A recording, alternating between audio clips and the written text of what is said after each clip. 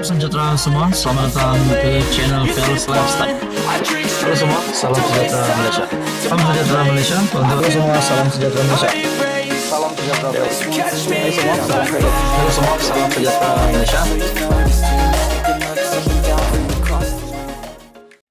Halo semua, salam sejahtera Malaysia, tuan-tuan dan puan yang amat dihormati semua. Kali ini saudara-saudara, kita tahu dua kerajaan yang terdahulu, ataupun kita boleh kata dua Perdana Menteri yang terdahulu sejak tahun 2020 sehingga tahun 2022 sebelum Datuk Seri Anwar Ibrahim mengangkat sumpah sebagai Perdana Menteri pada 24 November 2022. Hari ini pula saudara-saudara, sepanjang tempoh pemerintahan kerajaan yang terdahulu yang dipimpin oleh Perdana Menteri pada ketika itu sebelum Ismail Sabri adalah Muhyiddin Yassin. Nah, sekarang Perdana Menteri pada tahun 2022 bermula pada November 24 November 2022 masa Datuk Seri Anwar Ibrahim memimpin menjadi Perdana Menteri, akhirnya terdapat laporan polis yang menunjukkan salah guna dana RM700 juta dua kerajaan terdahulu pada tahun 2020 sehingga pada tahun 2022. Satu laporan ataupun satu artikel dari Malaysia Kini, polis terima laporan dakwaan salah guna RM700 juta dua kerajaan terdahulu.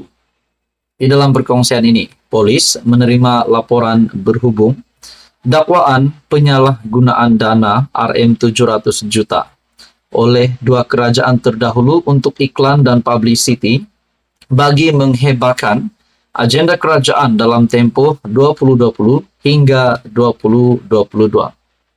Kita mengetahui pada tarikh 1 Mac 2020 sehingga 20 Ogos 2021. Perdana Menteri pada ketika itu adalah Tan Sri Muhyiddin Yassin.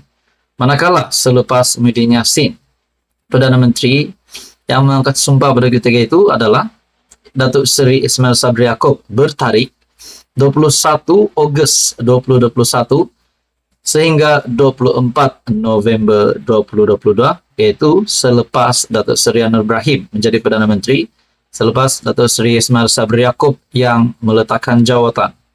Nah, tuan-tuan dan puan, adakah sepanjang tempoh pemerintahan Ismail Sabri Yaakob dan Muhyiddin Yassin di mana dapat dikaitkan dengan laporan polis ataupun laporan yang diterima oleh polis berhubung dakwaan penyalahgunaan dana RM700 juta oleh dua kerajaan terdahulu.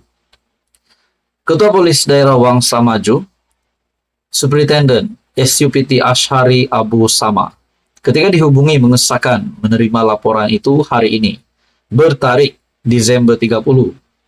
Kita akan membuat siasatan termasuk menghubungi pihak Kementerian Keuangan untuk mendapatkan penjelasan.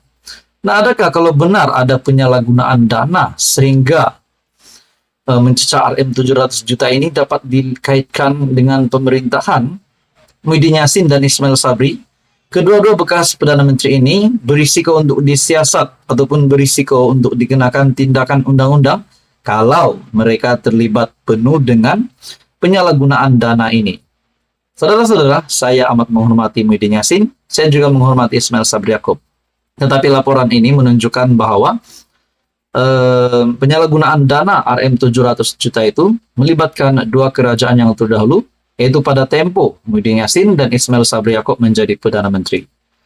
Dalam pada itu, artikel ini dari Malaysia Kini juga menyatakan, pengarah komunikasi UMNO, Datuk Lokman Nur Adam, berkata, pegawainya membuat laporan berhubung perkara berkenaan di Balai Polis setapak kira-kira 2 petang tadi. Perbelanjaan tersebut besar.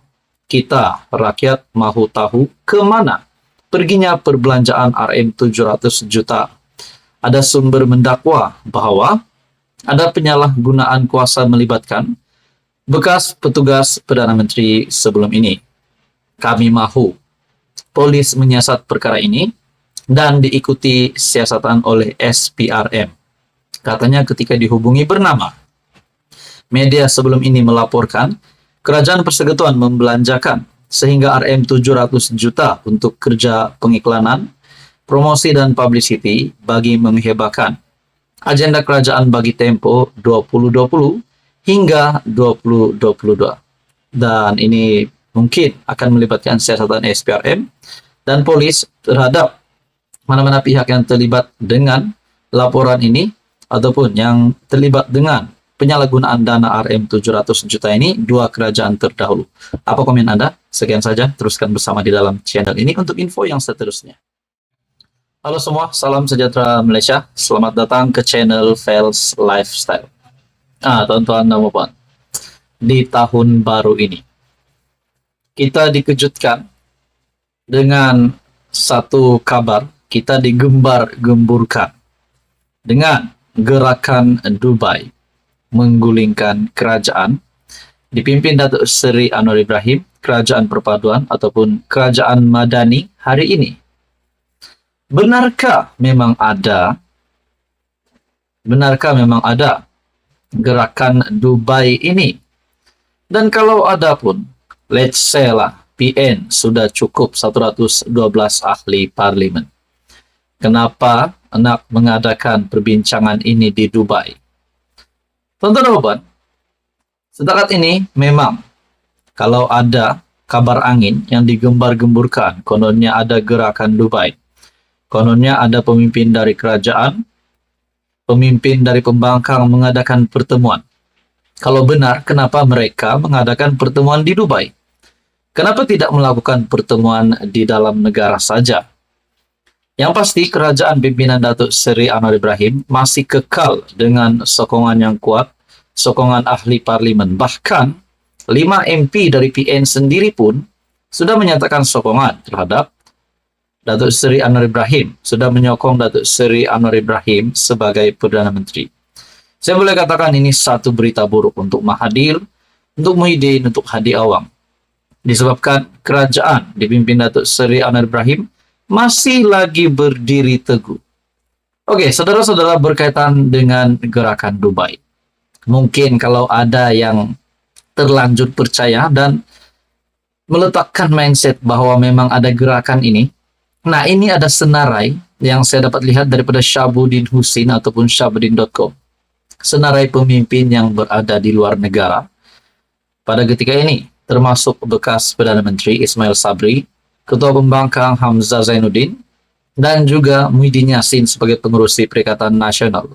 Begitu juga Azmin Ali yang berada di Dubai. Tapi kita dapat lihat, kita umum mengetahui, Azmin Ali bukan ahli parlimen pun. Nah, saudara-saudara, dalam perkongsian daripada Syahabuddin Husin, memang Azmin diketahui berada di Dubai. Tapi sebagaimana dimuatkan dalam media sosialnya, beliau hanya bercuti bersama keluarganya. Pokoknya beliau bukan ahli parlimen. Syahabuddin Husin juga menunjukkan di media sosialnya gambarnya sedang bercuti tetapi tidak jelas di mana lokasinya. Hamzah tidak dipastikan keberadaannya. Ada yang mengatakan di Dubai dan ada juga mengatakan di London. Beliau dikatakan sedang bercuti dengan keluarga, sambil difahamkan ada urusan berjumpa anaknya yang belajar di London. Bekas Perdana Menteri Ismail Sabri sedang menunaikan umrah di Mekah. Muhyiddin dilaporkan bercuti di London bersama keluarganya sehingga 25 Januari tahun depan. Pemimpin PAS,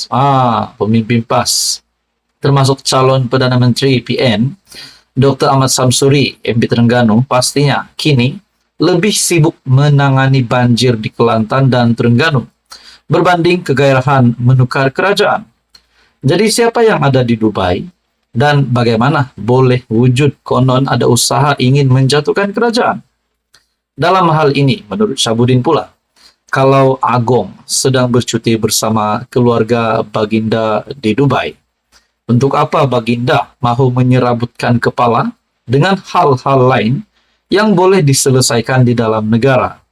Nak tukar kerajaan, bawalah usul undi tidak percaya dalam parlimen atau kumpulkan seramai 112 ahli parlimen dan kemudian tunggu saja dipanggil menghadap ke istana negara. Kenapa perlu sampai kejar baginda hingga ke Dubai?